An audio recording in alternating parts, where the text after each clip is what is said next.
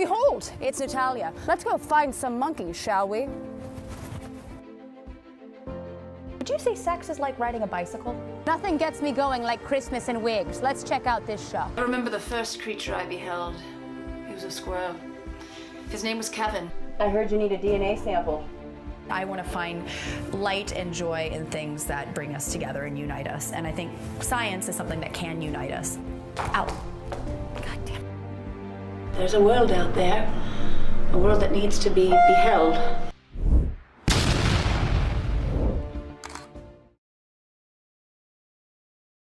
Hey.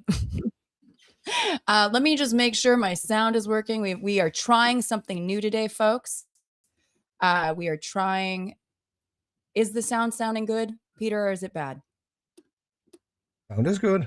Can you hear me? It's good? Okay, Yep. great. Hi, welcome. It's Natalia Reagan. Welcome to Survival of the Filthiest.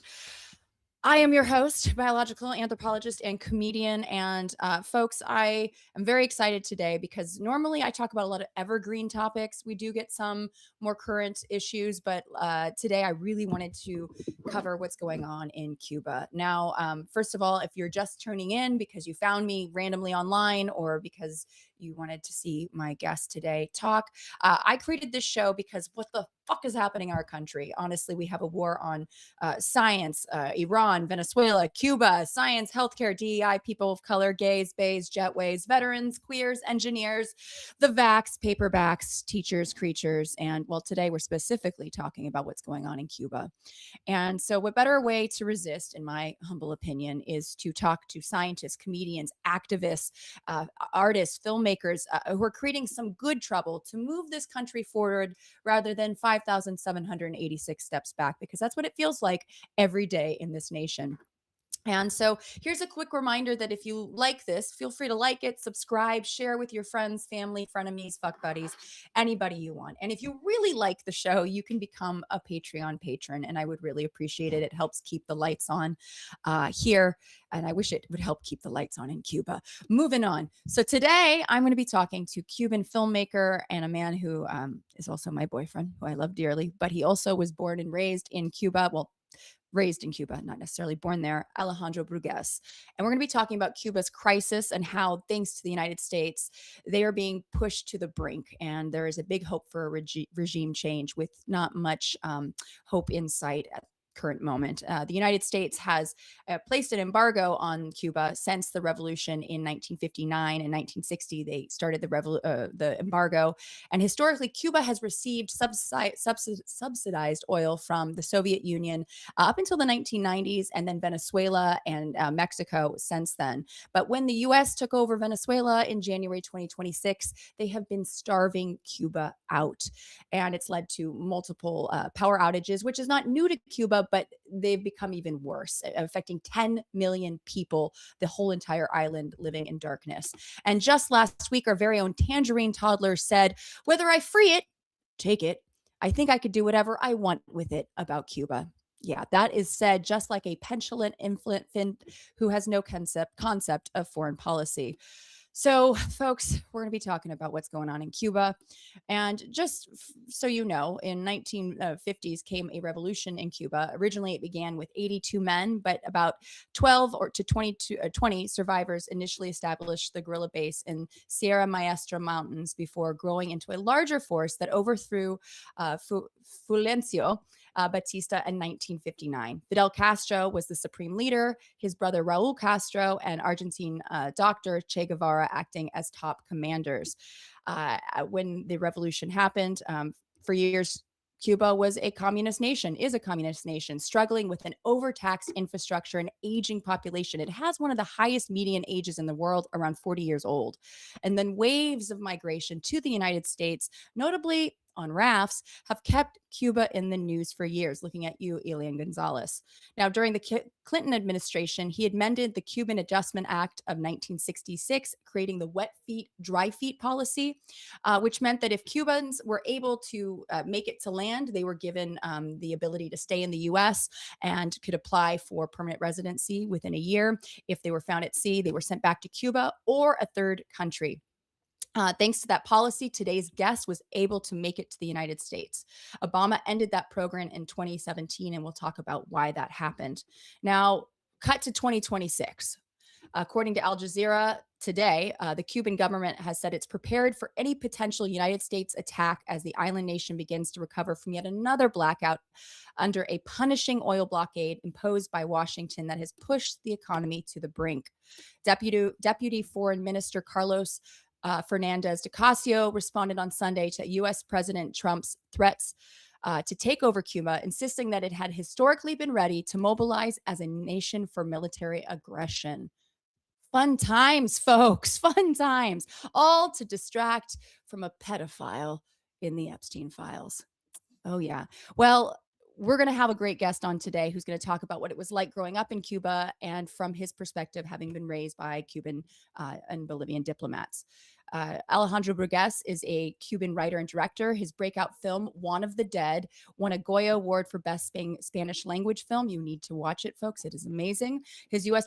directorial credits include Robert Rodriguez's From Dusk to Dawn, the series, the Florida episode of Sam Raimi's 50 States of Fright, and Puka Lives for the Blumhouse Hulu series Into the Dark. He directed segments in anthologies Nightmare Cinema and Satanic Hispanics, which he also co-produced. His film The Inheritance was released last year.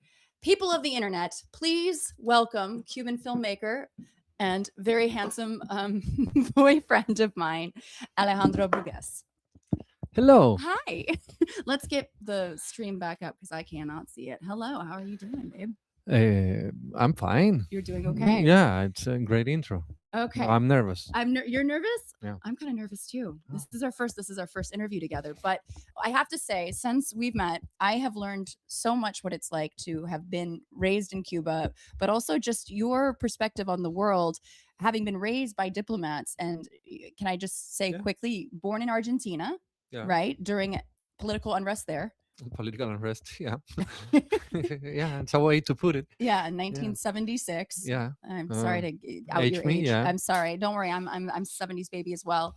But you were raised between Bolivia and Cuba. Yeah, my mom's Bolivian. They were diplomats in Argentina when I was born. And yeah, we were pretty much going back and forth between Bolivia and Cuba. Oh my goodness. What was it? Do you remember anything about Argentina? Or were you just too young when you left? No, I was very young. I do have like a couple of memories, but I mean, silly baby, very little kid memories that I don't even know if they are real. But I do have a lot of Argentinian in me. Like I prefer Argentinian food. I prefer Argentinian music. I prefer soccer to baseball. I prefer Argentinian comedy, and I prefer Argentinian writers and also filmmakers. And music. And music. Yeah. I said music. Oh, did you say music? Yeah. I'm sorry. I was bewitched by Yeah. your Yeah. glorious eyes. So you don't remember Panic in the Streets when you were No, a little kid? it wasn't. I don't think it was. I mean, when you say panic in the streets, I think a zombie apocalypse, and it's just a lot of tension, which I might have also inherited. Did you? Yeah. Generational trauma? Yeah. A little epigenetic Yeah. imprint? Yeah, you could say that. Oh, goodness. Yeah. I'm just going to do a quick test. Peter, can you hear us loud and clear? Yeah. Sound is great. Okay, good. Just double checking because this is so by the way, folks, this is the first time I've done an interview sitting on the couch with this setup. So that's why I'm double checking. Now, growing up with diplomats as parents, were you more aware of, I guess, foreign policy and what was just going on in the world, you think, than maybe other children? I mean, maybe, but I was just a kid, so it's hard to. I would say yes, but at the same time, it's hard for a kid to really process all that. So you're hearing things, you're seeing things, you're aware, like stuff that happens, but it's a kid's brain. So what might be a lot of tension for adults, it's just like excitement. Yeah, Something's happening. Yeah. Right. So yeah, it's it's a very interesting way of thinking about everything that was happening around me, because there were a lot. It was an embassy. There were lots of weapons because it was a Cuban embassy, and Wow. there was a lot of tension, and sometimes. Military groups, I want to say, like a couple of times I think they tried to get into some of the diplomats house and all that, but Oh wow. as a kid you're like, ooh, weapons, stuff happening, we have to be careful. Ooh. So yeah. Did you have GI Joe as a child? Did you see that? Oh yeah. Yeah. Oh yeah. Yeah, yo, yeah, it was one of my favorite things to watch, and I had all the toys, and I'm trying to get them back now. I'm curious, what was your thoughts on the US as a kid? It's tricky because, like, right now, well, the US were the bad guys. Are you uh, sleeping with the enemy? I am, but the US were the bad guys. Also, you have to remember, it was the Reagan administration. There were things like Panama, that kind of stuff, and what you're getting is the sacrifice of the Cubans that died in, where was it, in Granada or something, I don't, yeah. So you get like the heroic message, but also Reagan bad, and I mean, you're not yeah, too far off. yeah, but well, I mean, compared to now, Then you're really sleeping with the enemy. yeah, Reagan yeah, bad. Reagan, yeah, I know, Reagan bad. Sorry. Lo siento. Reagan good. Okay. But it's very interesting for a kid to grow in that environment, because you do believe like you're in a spy movie, which I have to make at some point. I think you need to. Yeah. I think you absolutely do. You have some wild stories about your father in particular. Would you like to share one of your stories of your father Uh, as a diplomat? well, as a diplomat, I think the stuff that you are talking about is way before that. Okay. I mean, they were, both of them had a lot of Yes. stories. Let's stick Your to mom, let's yeah. stick to the one that is not around anymore. That won't get you in trouble. Yeah. But it's one of when I first met you, you sent me a clip of this, you telling this story as part of a DGA. Yeah, and it yeah. was- It was at a DGA panel, and I was talking to Andy Muschietti, who is also, I mean, he's Argentinian, and I was talking about how the way we grew up at that time somehow infuses our art, and in my case, like my dad. After the revolution, he was the first spy that Cuba sent out to figure out how the spy thing worked. But I don't want to make it seem like he was like a James Bond kind of spy. He was more like Mr. Bean. That's even Yeah, better. yeah. And I remember he would tell me stories like, when Che Guevara was killed, his hands were sent to Cuba. They cut his hands, like And where was he killed? in Bolivia. Yep. Mm, yeah, I have also stories about that, but let's keep them out. Oh yeah, let's keep those out. Yeah. They cut his hands as a way to confirm that it was him, him. and they sent the hands to Cuba. And my dad was the guy that was supposed to get the hands, and he was like, we have to preserve the hands, so for that you have to experiment with hands. But where do you get hands? It's not like, and also, how do you get rid of them? Because this was just like in a random safe house in some neighborhood. So it's like he would tell me, it's not like you just can throw a bunch of hands in the trash, because you don't want Jesus. a cat walking around the neighborhood with a hand With in its mouth. Che Guevara's hands. Yeah. Oh, Well, no, the ones that they Well, were experimenting with Yeah. to preserve that, and he passed without telling me how to get rid of hands, which is also something that I have always.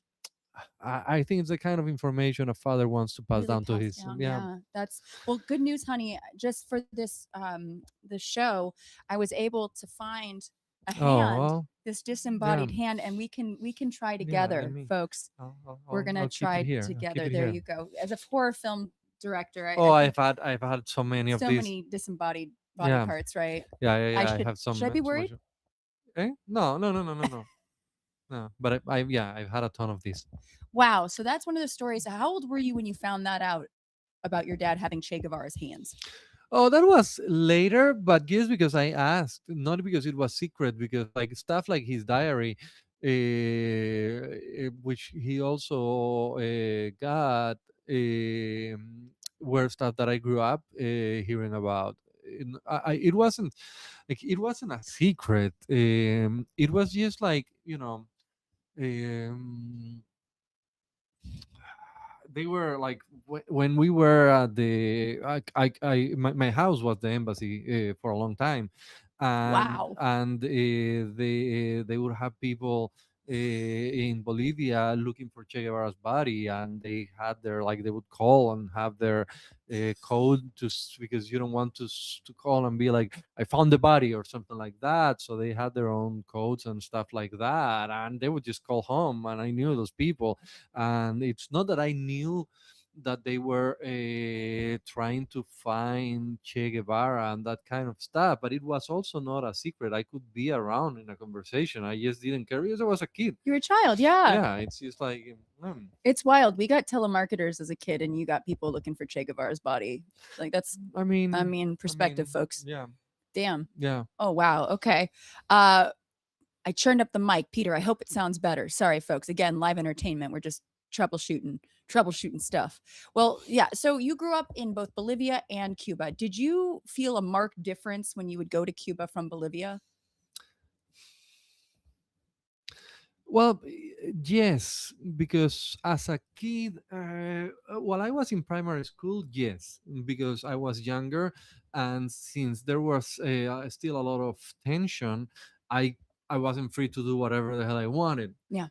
Back in Cuba, I had my friends. I could walk to school. I could take my bike and go to a friend's house, and stuff like that. In Bolivia, it was much like a closed situation. Like I would always have to be Huh. with someone and stuff Yeah. like that because people used to disappear. Really? I mean, not in Bolivia, but like Yeah. until a little bit ago in Argentina, yes, and there were still dictatorships in some of these countries, in Chile and stuff like that. So it was tense. So for me, it was always a relief to go back to Cuba. And also, honestly, I mean, as a kid, I like warmth weather. I like the ocean, and those were things that I enjoyed a lot. And back then. Um, the Soviet Union was taking care of Cuba, so you still had everything. So you still felt like you were being taken care of in Cuba. Oh yeah. It was Cuba. I mean, growing up, it was great. Yeah. I don't like things got tougher after the Soviet Union collapsed, but as a kid, yeah, I had good memories.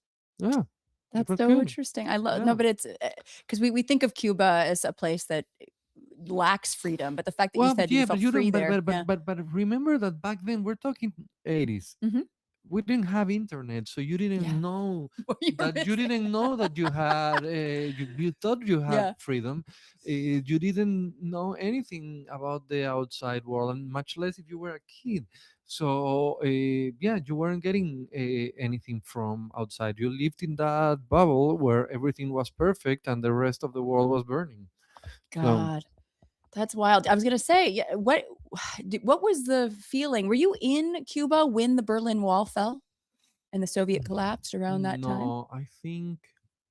Because just so you know, he bounced around Yeah, between I Cuba I and I Bolivia. I think I was in Bolivia because I do remember watching some stuff on TV, and I think I was in Bolivia. How Yeah. did your parents react? I don't remember that. Okay. I don't remember that part. I was probably watching G.I. Joe. He's probably watching Mm, Cobra Commander. yeah. Yeah, no, I hear you. That's a bit, but I mean, that's interesting By that the way, you didn't like. I was watching G.I. Joe as a kid. I wasn't like thinking, "Oh, those are the bad guys." Now that I look at it, I'm like, "Oh, that felt like a bit of propaganda." yes. Well, speaking of that, we talked about this last night about the indoctrination of children and just extreme nationalism in Cuba. Did you feel like again, you were going back from Bolivia to Cuba.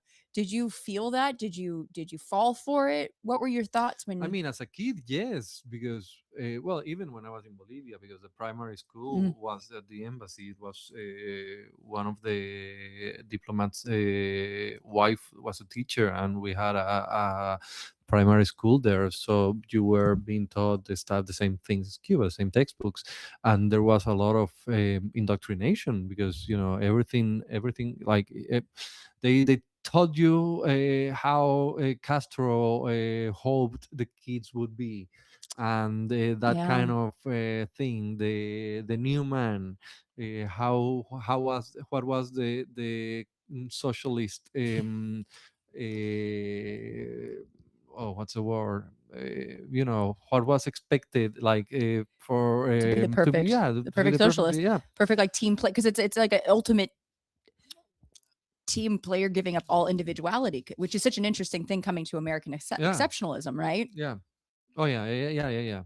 It's completely different, and they were teaching you since very young that Americans are the baddies, and that kind of stuff. And then when you grow older, suddenly you're like, We kind of are. wait a minute. I I don't know. mean, I mean, we kind of. I mean, yes, but it's like, yeah, okay, some of this is right, but some of this is also sketchy. yeah. Um, No, yeah, that's interesting. What were some examples of their attempt to really push nationalism in Cuba? Do you remember any sort of like mottos that you had to say? You showed me some of the Well, yeah, textbooks and but the things. models is oh, I don't even know how to translate those. It's but yeah, everything was um, yeah, everything was a slogan, like, and it was like you didn't have advertisement, like no one was advertising products, but the moment you got off the plane, it was all billboards with revolutionary slogans. Interesting. Yeah. It's like communism is just the largest cult in the world in a way, like, and just really I trying don't to know if keep this is the largest, but yeah, it's a well, no, I joke you've met Ellen, my best friend, and yeah. I kickboxed for years, and it was we joked that it was a cult. There was everything was a slogan, everything was a mantra, everything was a motto, a thing that you had to say, and it was like about extreme Oh loyalty yeah, yeah, yeah, to to yeah. And the even institution. since you were a kid, they will teach you that if we ever got invaded, you had to fight until the last drop of blood. So which is Wow, yeah, that's a lot for a that's a lot. kid. That's a lot. Yeah, That's yeah. a lot, I don't think you internalize that as a kid. You just right? repeat a slogan and then you don't go like, What is wait, whose blood? yeah, Yeah. So yeah. yeah, it's a tricky one. Yeah. Well, what are we've talked? Oh, here, hold on. I've got a comment from Hi, my unfinished journey. Viva Natalia y Alejandro y viva la resistencia hasta la victoria. Gracias, muchas gracias. See, and you've been teaching me I'm not Cuban teaching. Spanish. I'm not teaching you those slogans. No, you're not No. exactly. No, but we've talked a lot about the creature comforts that one misses in Cuba, I guess. And that was my question too, because I didn't realize that maybe there was a stark difference between pre-Berlin Wall falling or Soviet Union Oh falling, yeah.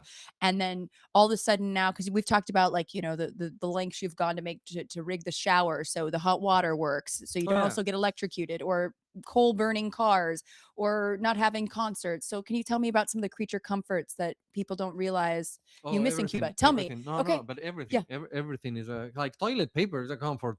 Like like you cannot, like I remember once I was writing a pilot and that took place in Cuba where some American went there but as a spy, and one of the things that I mean it had a contact he needed. He was trying to find guns and toilet paper. It's like, okay, let's see if we can do that. So Oh it's my like, yeah, god. there's everything is can be a comfort. Everything can just like disappear, and I'm talking like Wow. even tampons, that kind of stuff. Yeah, Yeah, right? everything, anything can be a comfort. Like when you The thing is that it's so hard to explain or understand what it's like to not have a store where you can just go and buy oil to cook or Right. something like that. You can get rum. You can get um, rum. yeah, rum we have. Priorities. Yeah. But wait, so after the Soviet Union fell, I know that there was kind of an uptick in sort of private sector Oh, but that was street. way, So way, way, way, way okay, later. way later. That was I mean, it started Mhm. later in the 90s, but Okay. there was a chunk of the and it didn't really explode until the 2000s. There was a chunk of the 90s where it was just bad.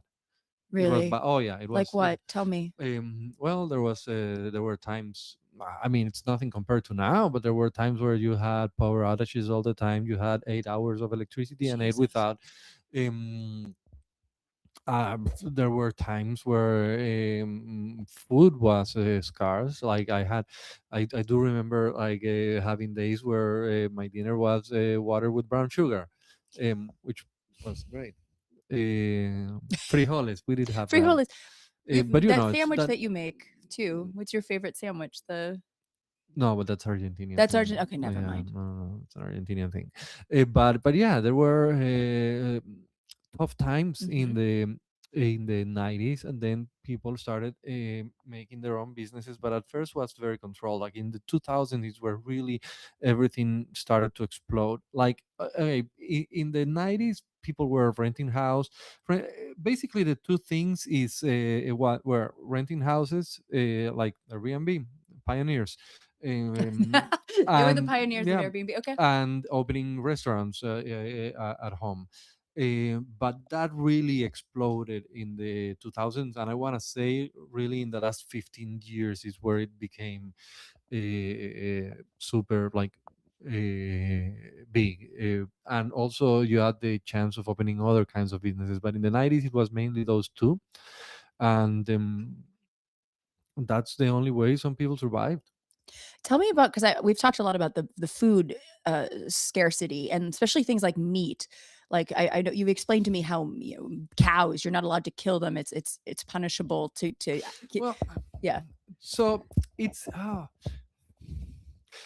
so let me start saying something here. Yes. We're doing something wrong. We're trying to explain Cuba. No one can explain Cuba. Hmm. I cannot explain Cuba. Like people can have theories. Nothing. That's not a thing that should be tried to explain or understand. That's not the way to approach it. It's like, and I've had people lots of times saying, "Can you explain this to me?" It's like, no, I live here. I cannot. There's not explaining. The thing with the food Hmm. is that for a long time the Cuban government, part of the communist thing, and by the way, it wasn't communism when the revolution started. That happened later. But part of that was that the government gave you food, so you would go to this place, to this, I guess it's sort of like a store, and they would give you food. Now back in the day they gave you enough food to Hmm. be fine, but then that started to disappear, and then you had to buy the food at stores that were in dollars or in whatever equivalent currency they had at the time. But people didn't earn their salaries in that currency. So that's where things start to get wild, because yes, you're making, let's say back in the day, let's say you're making 400 or 600 Cuban pesos, but you couldn't buy anything with that, Yeah. and you needed to buy with dollars. But the exchange was 1 to 20, so essentially you were making $20, and then you had to go to a store and Mm. buy meat, which back then, let's say, was $5 or $6. So one quarter of your salary was going to one dinner. So that's when everyone starts making money in a different way. So it becomes like two economies there's like the official one, and then there's what people are actually doing to survive, Yeah. which has nothing to do with that. And yeah, it's impossible to explain. Yeah, I don't think I was looking so much for an explanation, just more just the experience. I mean, like Oh yeah, we you, didn't I have mean, anything. yeah, it's more just I mean, if you what, had money, you could go. There were, yeah, I mean, back then there were a couple of supermarkets, and you yeah, could go and buy stuff there. But how do you get the money? yeah, yeah. No, it was more just experiential because it sounds to me, yeah, like it's set up so Mm, you cannot yeah. afford it, so it becomes a luxury. But we also have talking about all the inventive and ingenious ways that Cubans have been Well, we able to cannot. adapt. Yeah, Yeah. we can adapt to many things. Yes. We cannot adapt to meat, even though some people have, Yeah. and I have written about it, but I haven't been able to shoot Ooh, those, yeah. and we were not gonna bring it up here. No. But yeah, but like, some people did whatever it took to survive, and Cubans are very resourceful. So you mentioned the guy that did that has the car running with coal, but also if you like rafters. Yeah. There a lot of people used to come in raft, and one day some people turned a car into a boat, and they just drove from the street straight to the water and kept going until the American Coast Guards got them and sent them back, and they did it again and again until finally they got a visa. But that is Cuban resourcefulness, Yes. whatever. No, you did it Yeah, right. but yeah, it's like turn a fucking car into a raft. Flotilla. Yeah, Yeah. that's what we do. Yeah. God, that and you actually And it was, include by the that. way, an old American car from the 50s. I love that because that's all. But basically, what do you say is the most prevalent car that you would see in Cuba? Like, is there? Well, right now it's a mix, but for a long time, the reason you see so many American cars is because after the revolution, you couldn't buy or sell any cars except the ones from before 59, Mhm. because those like people had them before. Yeah. So people kept them alive Yeah. because you couldn't buy a car, and at the same time you could sell and buy those. So that's the reason you see so many of those. And Mhm. by the way, like the things that people do to keep them working are also crazy. But after that, we had a lot of Russian, or like the communist bloc cars, a lot of Russian Ladas, which are the most terrible cars that you can What are they imagine. called? Russian Lada. Lada. Yeah, I had one. It's terrible. It's the worst car. um, but even then you couldn't buy a car. Yeah. Like usually the government like gave you car or gave you a house. Like if you were on a mission in Angola and you get wounded, oh, you get a car. Okay. I know people that got it that way. Really? Yeah. Okay. Or an apartment, or things like that. Yeah, don't go get wounded. Okay. Yeah, but it's not a.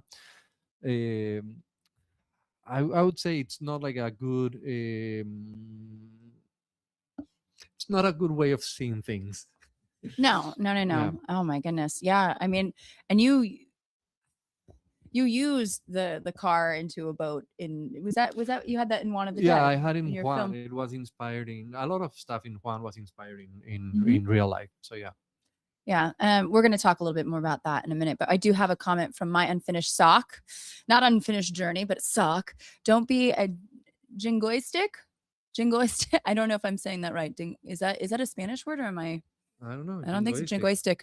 Jingoistic nationalists. Like and share the stream instead. Well, thank you. Please do. Please like and share. Go ahead.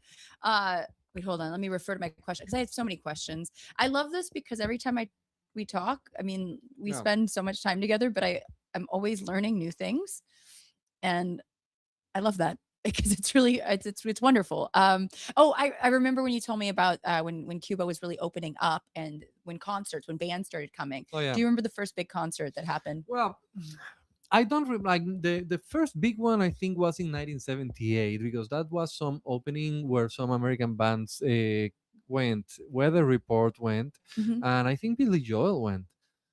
I'm not 100% sure, but I think Billy Joel went. Well, we can check that We can out. Google. We can actually hear. You keep Um, talking. I'm gonna um, multitask.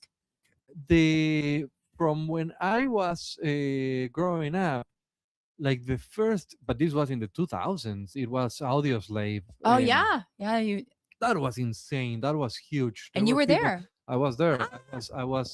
I shot something for their opener.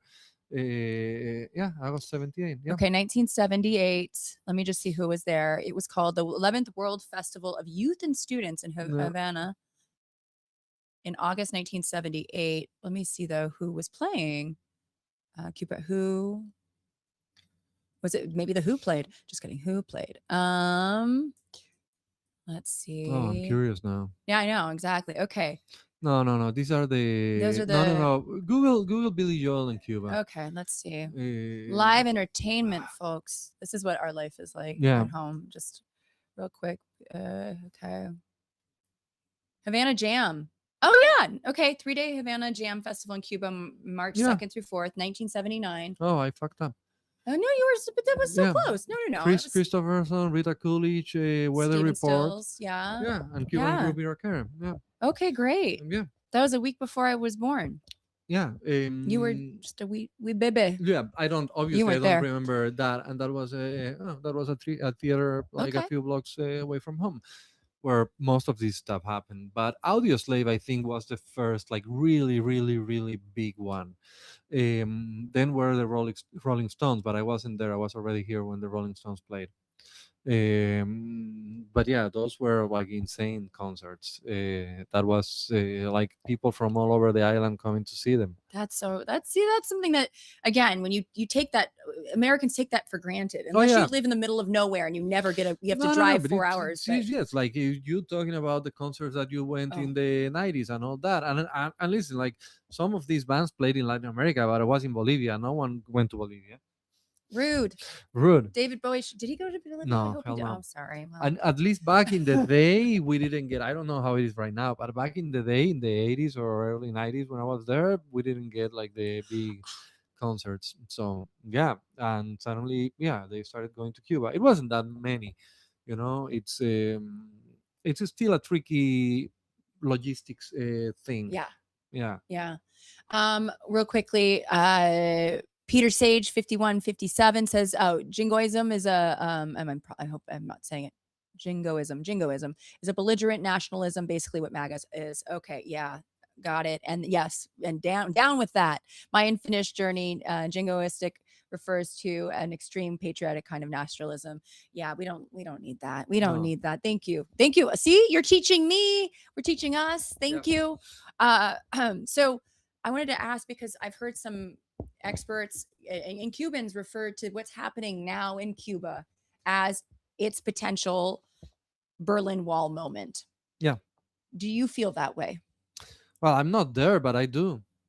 The thing about Cuba is that, I mean, at the end of the day, we're just a little island in the Caribbean, even though we're the biggest one. But there's no way of we don't have oil. Yeah. There's no like the only, if we didn't have the revolution, most likely it would be tourism, which it is anyways. Yeah. But Cuba has always relied on others for stuff like oil or to survive. First, the Soviet Union, and Soviet Union spent in Cuba I don't know how many times more money than the Plan Marshall to rebuild Europe after World War II. Really? Yeah. Wow. But that was strategic because it's like right there in front of the U.S., only 90 miles away, and it's helping their interest all over Latin America. So all that money went to Latin America and all that. But Cuba was relying on the Soviet Union first, then it collapsed, and then that's where the 90s were really bad, and then they had Venezuela, and they started relying on Venezuela. Now you take that out again, and we're back to what was during the 90s. There's nothing there except I think it's way worse now. Um, but it's I mean it's the government I mean has been doing a terrible job for a very long time, the Cuban government. And I think not having like a backup plan, not thinking, okay, what do we do if we don't have this oil? It's like Yeah. it's silly. So now they don't have it, and everything's going to hell. So Uh, yeah, I think for the first time in my lifetime, I feel that there's like a good chance it will happen. okay. What and because I know that we've seen some of the protests, like things that have made it onto Yeah, TikTok, and you've said like that I've never seen this, this didn't right? exist. Like honestly, the first protest in Cuba, there was one in the 90s. That was when Castro opened everything, and all the people started coming here on rafts. It Hmm. was 94. That was the only one I remember. Uh, but that was with Castro. It was Yeah. different. He just said, "Okay, open the things and just like let it be a problem. You wanna go, go. Let it be a problem for the U.S." Right now, you don't have that because there's no dry food, wet food. I don't think it was back then, though. I'm not sure. A That lot of was people, 95, yeah, right? a lot of It's people, yeah, a lot of people ended up in Guantanamo. Um, that on one hand, there's like you cannot get on a raft and come here.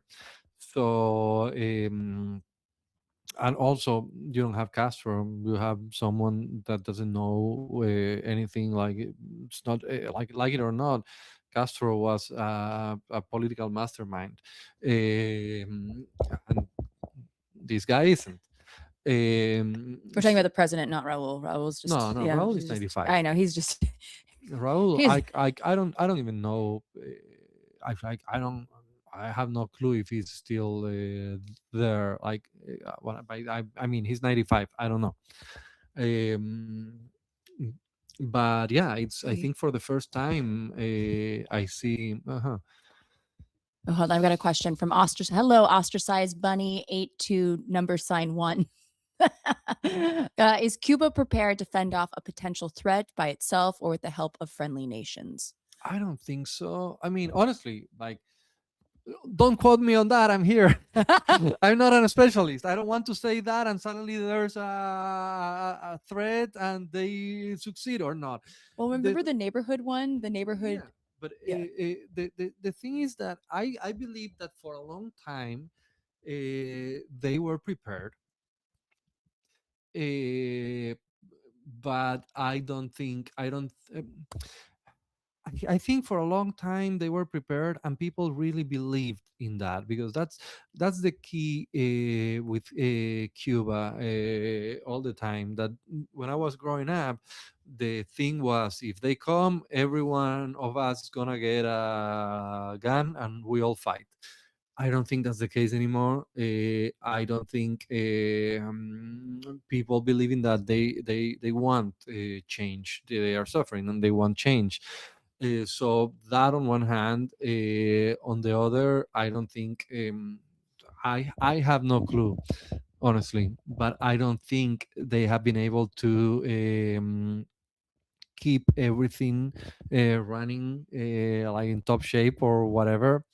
Um, I I think it's very very different times. I don't think right now they could fend off anything.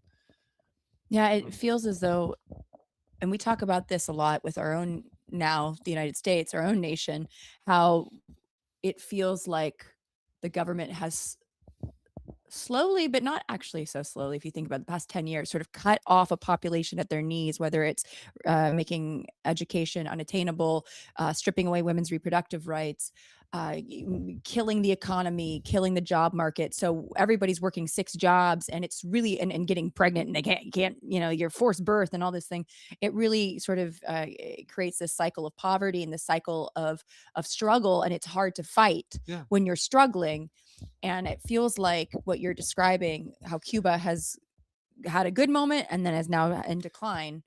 The reason, well, you said in your intro, you talked about when Castro went there in 56. the reason why they could start a revolution with 12 men is because people were suffering and they wanted change. Yeah. Now people are suffering and want change, but from the other side. Yeah. So it's like they are not gonna fight if someone comes, and I don't think the army that they have will be able to fight. And also you also have to think, we're talking back in the day. I think technology has evolved so much. um, I don't think they have the tech, I don't think they have the means, but again, don't quote me on that. Here's the thing though, Cuba is only 90 miles away from Miami. So essentially, Cubans could be throwing stones, and one might reach Miami, which I Right. think, yeah, which I think it's also the reason why nothing has ever happened with Cuba, because it's just right there. It's very easy for Cuba to land something on American soil, which is not something that you have had. So yeah, I mean that's also the reality. I mean, I didn't really go into it beforehand, but like, we had the whole Cuban Missile Crisis. I mean, even like the United States has been kind of had a hand in Cuba for so many years. Essentially, after the Spanish colonized Cuba and the Taino people, but then during the Spanish American War, the U.S. basically gained control of Cuba and then created the Republic of Cuba in 1902.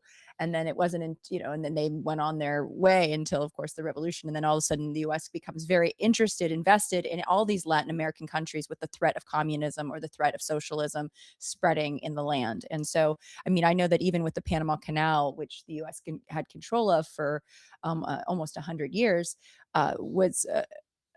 there was pushback by Panamanians in the middle of last century about, why aren't you flying the Panamanian flag? We want the canal back. There was conflict with the Zonians, and the U.S. was very concerned about giving control back to Panama because they were afraid that the Soviet Union would also get involved and then control that particular very vital waterway, which controls the trade essentially. So, I mean, the U.S. has weirdly had a hand in Cuba and been very so concerned about the spread of communism for so many years that I feel like uh, this doesn't Well, feel like that. Do you? it was the funny thing, that was a self-inflicted wound, because Cuba, it wasn't supposed to be a communist revolution, and they reached out to the US. I think I think at some point, and again, I might be getting I history. can look up.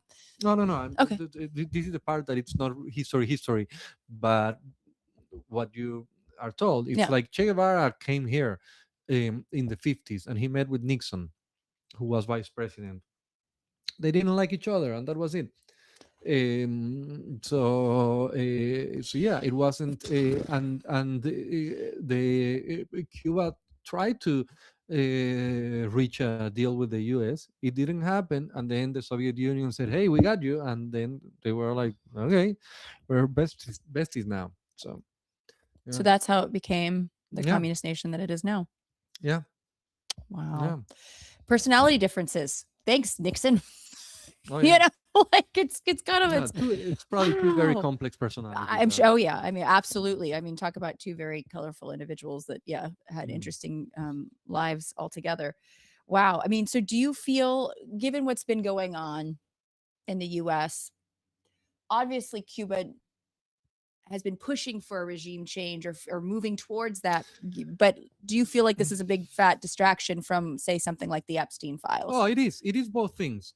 Yeah. I think it's a priority for Marco Rubio, but I think it's a distraction too. I think it has been weakened by many things. I think Obama, what Obama did when he removed the dry feed wet feed, this is not a popular opinion. I agree with him, because what he did is he let Cubans get a 5 year, I think it was 5 or 10 year visa for the U.S., and you couldn't stay here with that visa. So it was fine. Cubans could come and go back and come and go back. What happens when you're doing that? They come, they see things, and they are like, "Oh, I'm gonna open a business back home using this." So it was being changed by the people, and it Hmm. was working. And and the government realized what was going to happen, because the other thing was like they have been saying for years that Cuba was ready to receive I think 5 million American tourists a year. And Wow. I'm like, Yeah. yeah, in a country that has 10 million people, after 1 year everyone's going to be speaking English. Yeah. But that was the way. I think Obama was right. But then what happened was that Trump canceled that visa thing, and so now you didn't have the wet food, dry food, and also the visa to come here. Then we had COVID, and then Biden also didn't put anything back, and now they took out Venezuela. So it's been a gradual thing. And you were saying like Cuban people always fought for their freedom until 59, and then they settled. And I think we are reaching a turning point where they are starting to fight again, and you Yeah. see all the protests, because they are, honestly, they are tired. They are, and there's no electricity. Like, you talk to people. I was talking to a friend, and her mom just had like a 31-hour blackout, and there's stuff like that, and that is in Havana. I cannot imagine how bad it is in the rest of the country. So yeah, I think Yeah. it's. I think honestly, for the first time in my life, I am optimistic that there's gonna be something. That makes me happy. Yeah. I mean, that's. I mean, I honestly, I want. I have friends that have visited as tourists and absolutely adored it, and everything that you've told me, I wish I could go, but Wait, just not now. Oh, hold on one there's second. We got two things.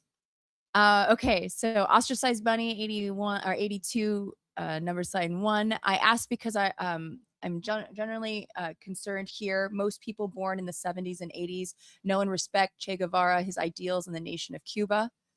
Yeah. I mean, but the nation of Cuba from the 70s and 80s is very different to the one now. And also, there's so much, like, there's so much. They can admire some things, but they don't know all the story. And funny thing, people in Cuba didn't like Che Guevara. Oh. Everyone that got to like that was around at that time, everyone says that he was kind of an asshole.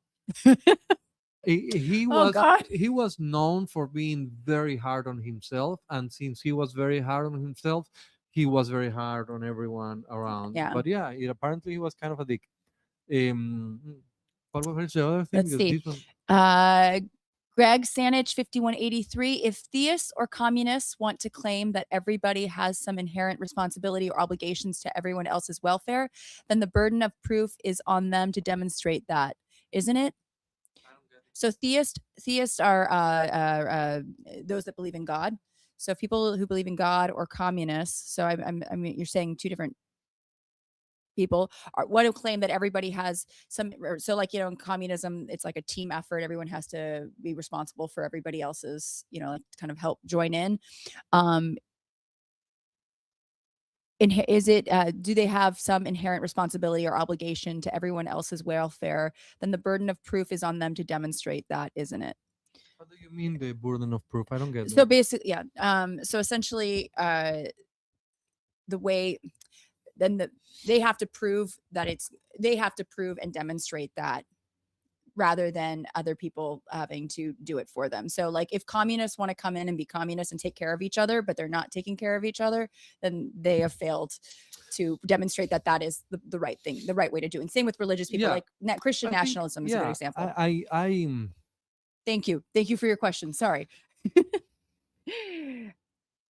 I don't know who said it, but someone said that socialism is a good screenplay poorly executed, which I agree. I Mm, think in theory, there's a lot of good ideas.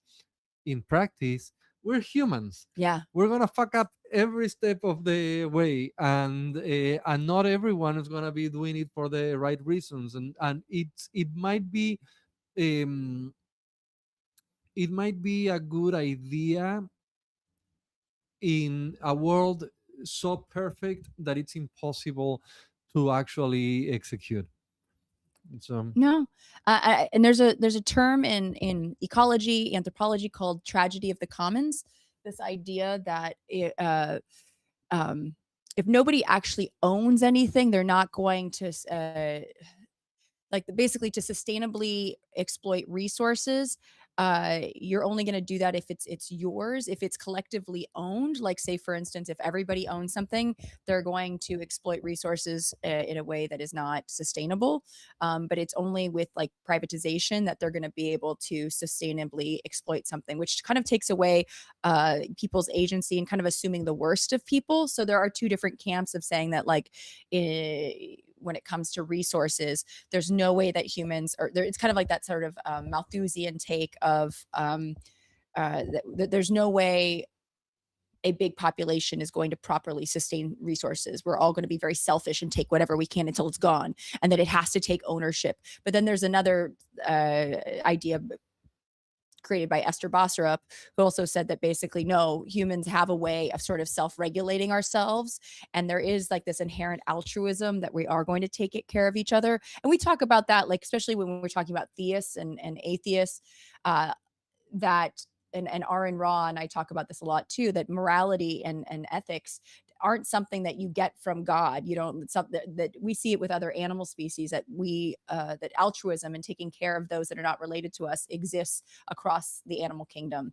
So I think that, you know, whether Cuba was communist or run by, you know, a democracy, they would take care of each other. Do you feel, I guess, in light of that question, do you feel like, did you feel a difference between Cuba and Bolivia, or even Cuba before or after the wall fell, The of problem, care?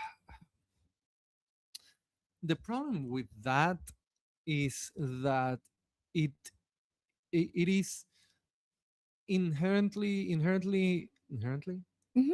Yeah. wrong as a way of um, okay, let's look at it. Let's take the Cuban example. Hmm. During the 60s and 70s, in theory, everyone should be taking care of each other, but in order to achieve that properly, everyone has to be perfect. Yeah, and feel What is the idea of perfection? For that, everything that is not US. So that's where all the gay people were thrown in concentration camps in Cuba. in Cuba at the end of the 60s, early 70s, and stuff like that, because being gay wasn't part of that idea of perfection. Yeah. So okay, if you come up with a system where everything has to be perfect, whose idea of perfection Right. are you trying to implement, and what are you doing to implement that? Because certainly that those conversion camps didn't do the job. So Imagine that.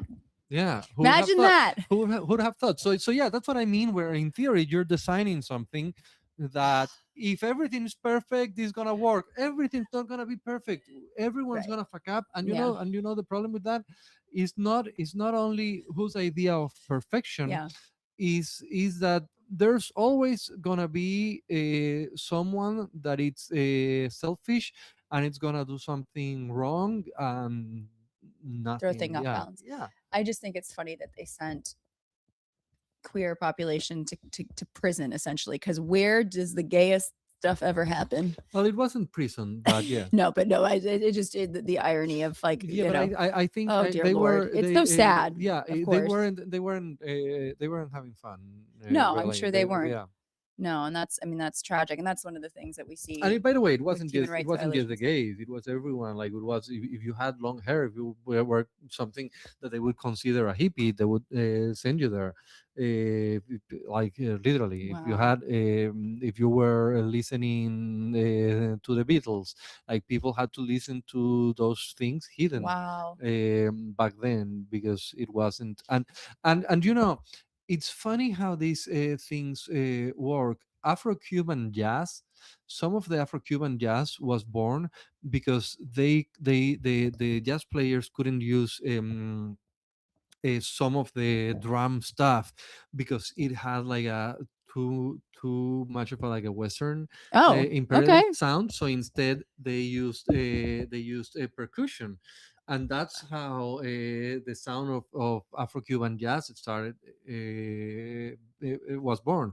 Yeah. So again, trying to go around the problem, because that's also always been the thing. How do you beat censorship? How do you do the stuff that you're not supposed to Right. be doing? How do you do a zombie movie?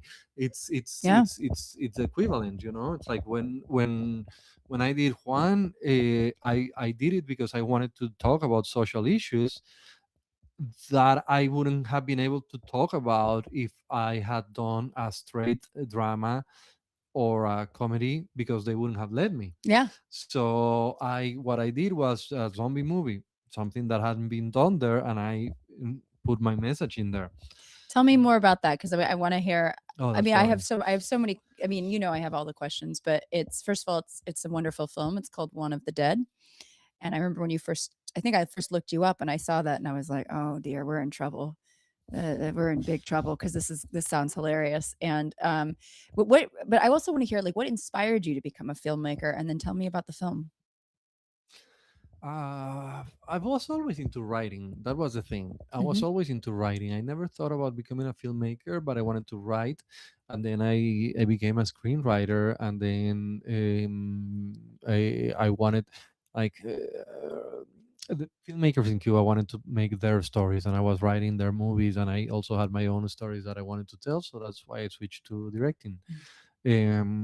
Also, it was because of American movies, because I'm from a generation that grew up watching Indiana Jones and Star Wars, and like the previous generation grew up watching French or Russian filmmakers, which is great too, Yeah. but mine were funnier.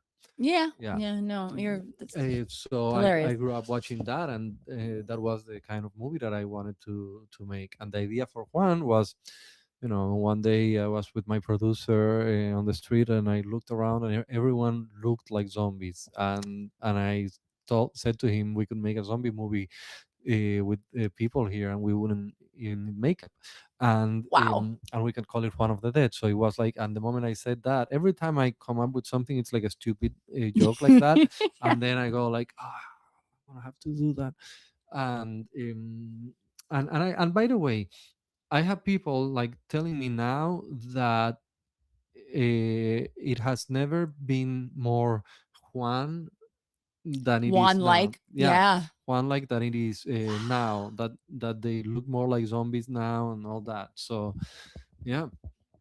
And how so tell me a little bit about the production of it, because from what you told me, you kind of had to stay under the radar. We I mean, I didn't I couldn't stay under the radar. They knew I was doing Juan. mhm. What they didn't know is the message Yeah. that I had in the movie, because I took out that from the screenplay that they had to read. I So they couldn't. had to read it first. They, yes, The government. to give the permits, Wow. and they actually asked me to change a couple of things, and I didn't do it. It was different then. After Juan, they changed it, so now you had to get an approval from some colonel or something, some military guy. So something like Juan didn't happen again. Yeah. But Were they mad? oh yeah, oh yeah. The government was, the people loved it, but the government What was, did the government do? they didn't do anything to me, but I heard the story. So they sent one of the vice presidents to whoever was the head of the film institute back then, to be like, why did you let this happen? um, but the way we did it, they didn't see the movie until it premiered, so there was nothing they could do. And it had gone to other festivals, to Toronto, to a bunch of other festivals before that, so it had a lot of international press. Everyone knew that I was shooting the movie while I was shooting, because it was like a bunch of trucks and body parts. So every time we had to take over, we were taking over big streets, and we were Yeah. destroying everything, and we had hundreds of zombies. So people knew that a zombie movie was being made, but they didn't see it until it came out. So by then it was too late. They couldn't. Yeah, there was nothing they could do.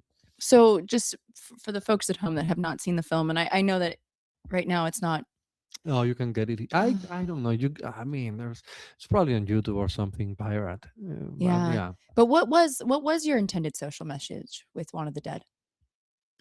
I wanted to show, well, first I wanted to show Cuban reality as I saw it, even though it's if seen through a zombie film, but everything, all the set pieces, everything has some sort of basis in Cuban reality. I wanted to show what Cubans do when things are bad, which essentially it's like you do nothing, you keep living, you don't care, or you try to make some sort of business and Yeah. make some money out Yeah. of it, Yeah. or you try to escape on a raft. But at the very end of the movie, the message was no. I mean, this has gotten to this point because we left. We didn't stay to fight back. Yeah. Now, you won the Goya, Yeah. I guess the following year, which is huge. I love that acceptance speech. I get so Mm. excited watching it. But then you came to the United States. What was why did you come to the US? Because I wanted to make bigger movies, Yeah. and well, I already told you like what I grew up watching. That's the kind of movie that I love, and I had destroyed Cuba once, and I was like, okay, how much more can I destroy it? And and also I think I'm not the way my brain works. It's not like I choose a story. I always feel like the story chooses me. Suddenly, you have a stupid zombie joke, and you have to follow through. Same with Satanic Hispanics. It was a stupid joke, and we ended up having to make the movie. An idea gets in your head, and then it You doesn't got to let do it. go, and you just have to do it. And not all the ideas that I wanted to make were going to work as a Cuban movie, and I didn't want to be only making Cuban movies. I think art has no boundaries, so we should be able to make stories wherever we want.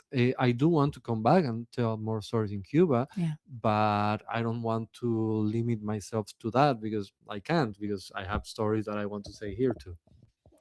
And how have you been able to continue infusing your art with social messages? I mean, it depends. Sometimes you try. Sometimes you're just having fun. I think as artists, we should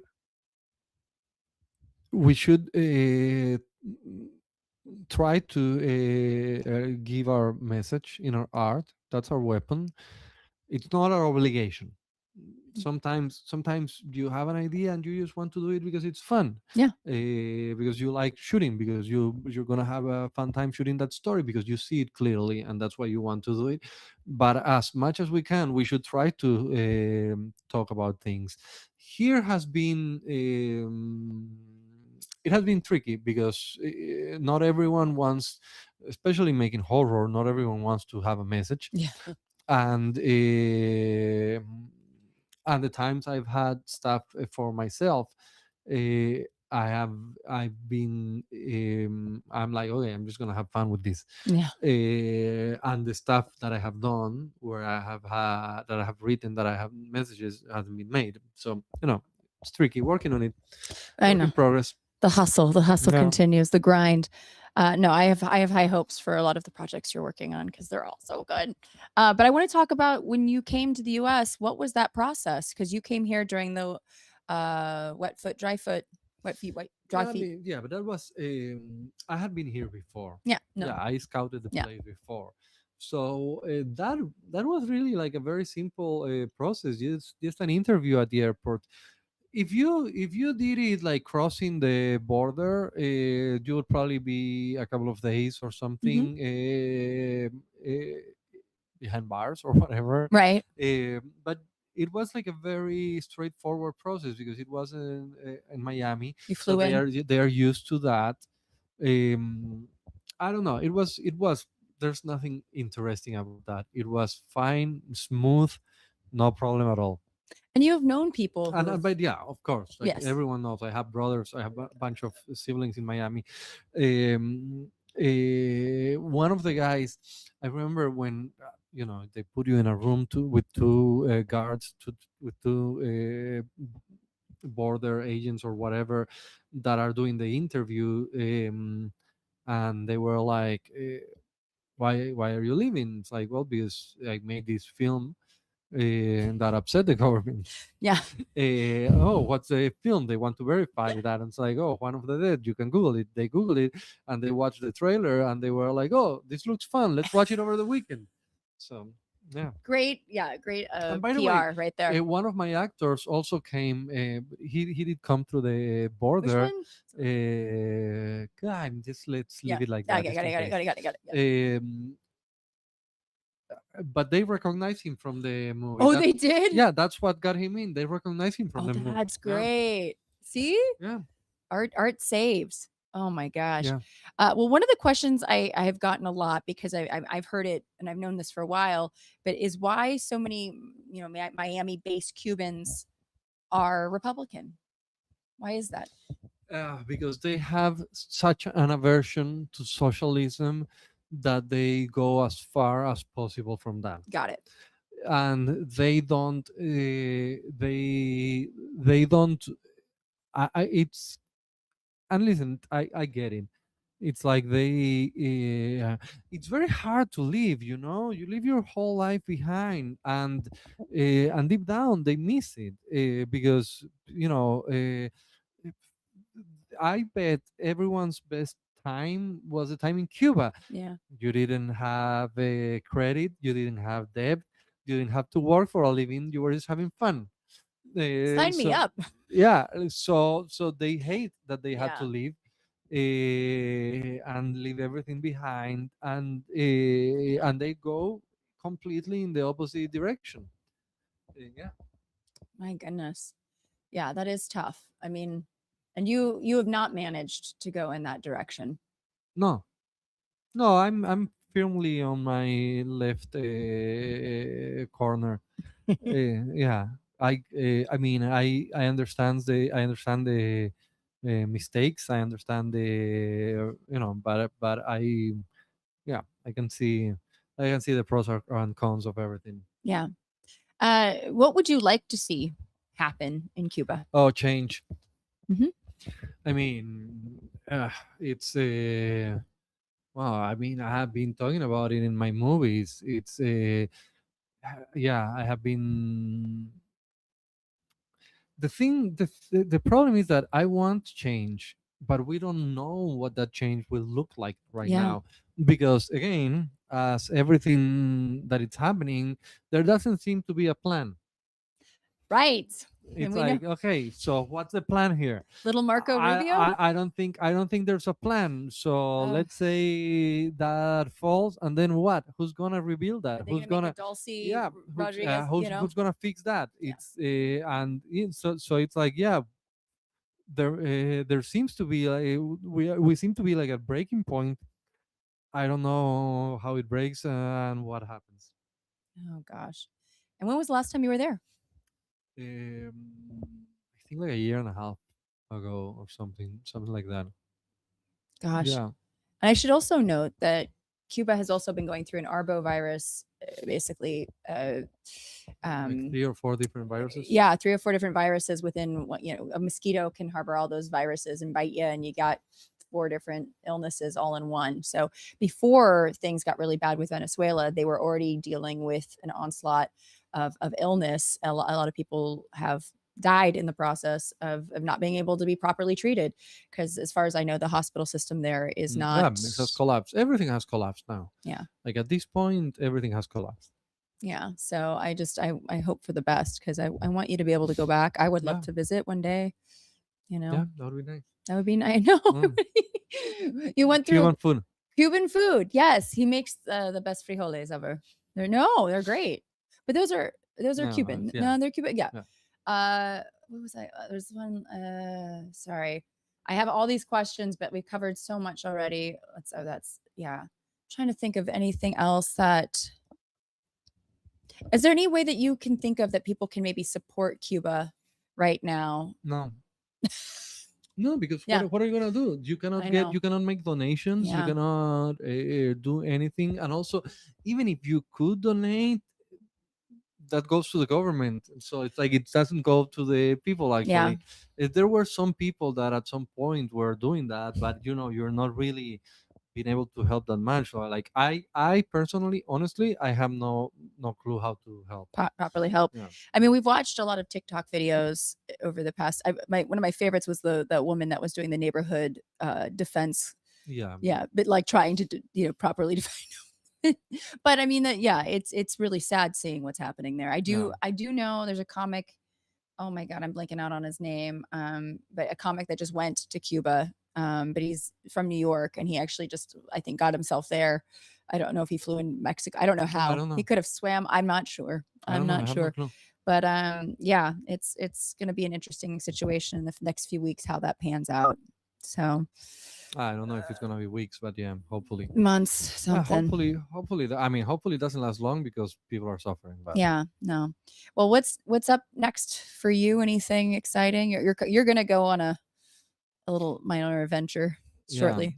But for me, yeah, I don't know. I have like several projects trying to see what happens. But right now, I'm in the period of waiting. You know how Yeah. it is. I do know. Yeah. Hurry up and wait. Yeah. I always ask this to people. Usually, because it's a science show, I usually say, "What's the filthiest thing you've done in the name of science?" However, I'm going to say, "What's the filthiest thing you've done in the name of filmmaking?" Filthiest thing that I have done. I mean, in what sense? I mean, like, I don't know, playing with fake poop, fake blood, fake, like you jumped in the swimming pool I and did the helped. Hammer of Zanzibar. The Hammer of Zanzibar. Do you want to tell the folks about the Hammer of Well, Zanzibar? it's sort of a spoiler, but in Satanic Oh, Hispanics, well, I you mean, don't have to. in Satanic Hispanics, I do have like a 24-inch demon dick as a weapon. Yeah, 24-inch demon dick, Eight- folks. You heard that correctly. 18 insertable. 18 inches. God. But yeah, that's. I mean, does that count? You sent that to me before we even met. Yeah. I think that mean, was it was warning. that was warning, but also like, But- oh, this man is we're But gonna be okay. Does it count as filthy? I mean, it is filthy. It is I mean, it's a and, demon dick. you paid, like, it cost money to make. It was Well, like yeah, it was you had to commission a 24-inch long demon dick yeah. to be made. Yeah. Okay, that's yeah, pretty filthy. That That counts, yeah, my okay. love. That Okay. counts. Well, geez, this has been so much fun. Yeah, we should. Oh, do we it should again. do this again. Well, Well, next time about Bolivia. next time, yes, I would know. No, I don't have anything to say. It's been too long. No, well, I mean, I love it. Well, the thing is, I feel like we're still in that phase where I, like, every time I talk to you, I learn something new, and I'm just like, this is Well, endlessly entertaining and fascinating. It's fascinating for me. Like all the stuff that I tell you. Oh, I grew up watching this in movie. I grew up watching Mhm. high schools in movie, and Oh, everyone yeah. had lockers. And I grew up Yeah. watching, the kind of neighborhood that you have in movies here. Or suddenly you get the bicycles and you go into the woods and you get attacked by some sort of demon or something, Or or you have you an find alien aliens. sitting in your Yeah. little basket, which Yeah, and I grew up kind on of that thing. street. Yeah. But could you ride the bicycle to the woods? No. No, we didn't No, have, yeah. but Yeah. But it yeah. exists, it's the kind of thing that is fascinating because it exists. And I'm like, oh, I mean, I didn't know like the cabin in the woods was something people actually did until I moved here. Yeah. Yeah. And then you did it. And then, Yeah. I mean, now you Yeah. know it's, all the cultural differences. It's, and you always ask the best questions. Like every day I get so many that's why I'm like, I want to do a show where it's just Yeah. you asking they're all very thoughtful questions that oftentimes I'm just like, and it's just from your different perspective. Yeah, And I yeah. have questions for him because Yeah. I'm just like, I don't, Yeah. like, I'm still trying to figure out how to use toilet paper. he has a bidet. He has a bidet. That makes me so happy. That was also a moment that I was like, oh, okay, this is good. This is good. This is so European. I love it. But also, Yeah. wait, I actually have a great photo that I found on the internet of a bidet with a garden. It's just a garden hose underneath. But I was wondering, does anyone have a bidet in Cuba? Sometimes. Okay. I mean, Okay.